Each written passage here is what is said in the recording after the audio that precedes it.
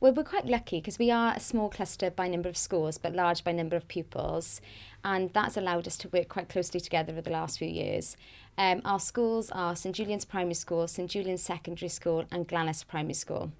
And because, as Sarah said, we are such a small cluster, it's made it really easy for us to collaborate together. We've always collaborated, mainly focused on professional learning and the development of pedagogy, and then more recently, the last few years, around curriculum design.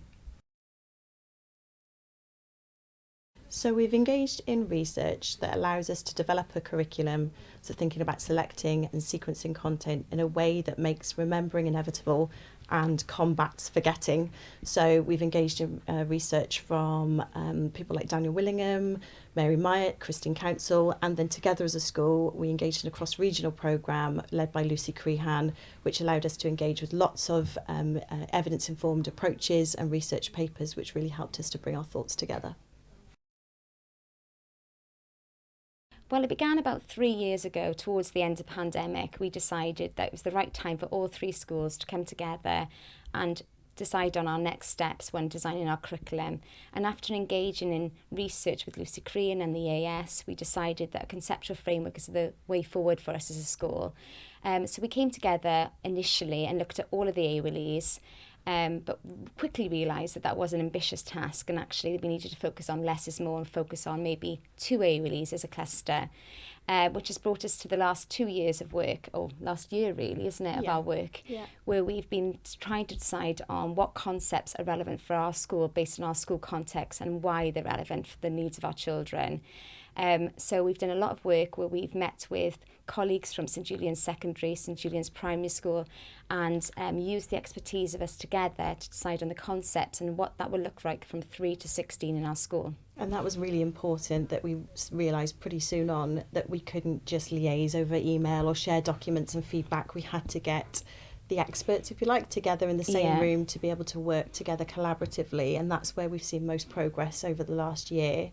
And we've got to a point now where for humanities, so geography, history and RVE and our LLC, AOLE, where we've got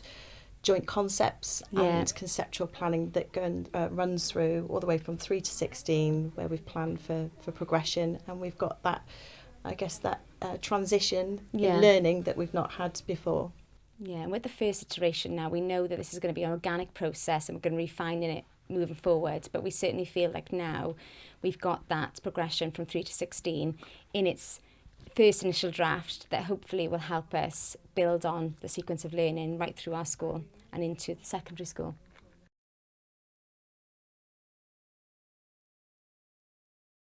Well, we're still early in the journey with this process, but having participated in the programme that the AS ran on planning progression in humanities as a cluster, that was really beneficial for us as a school and a cluster, because we were able to come together and utilise the expertise of the AS in helping us create a conceptual framework. So we utilised the scaffolds, we utilised the resources they provided to us, and again, having the time. And, we can't underestimate the impact of dialogue with our colleagues to really